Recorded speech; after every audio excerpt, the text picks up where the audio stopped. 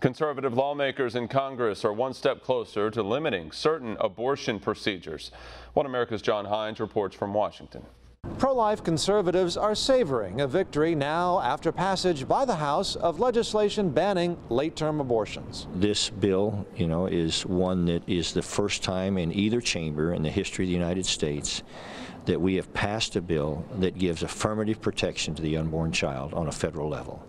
And that's significant. Significant, says Arizona Congressman Trent Franks, the sponsor of the Pain-Capable Unborn Child Protection Act, which would ban elective abortions after 20 weeks.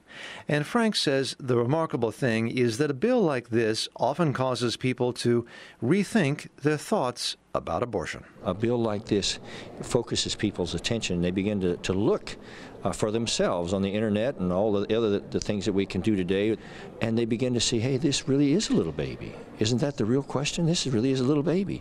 And I'm convinced that this bill will have an effect on the heart of America. The challenge we have now, of course, is being able to get it to the Senate floor. The challenge now may also be to take advantage of the enthusiasm this victory has produced within the pro-life community and groups like the Susan B. Anthony List, which Caitlin Connors says has been working for this victory for years. So this is a huge moment for the pro-life community. It's something that people in the activist world and the organizations such as the Susan B. Anthony List, where I come from, have been working with members of Congress for years, really. If this bill is signed into law, we will no longer be in the company of 7 other nations that allow this late, the abortion at this late in the pregnancy. Some of those countries include North Korea and China. Connors says that President Trump has promised to sign the bill should it reach his desk.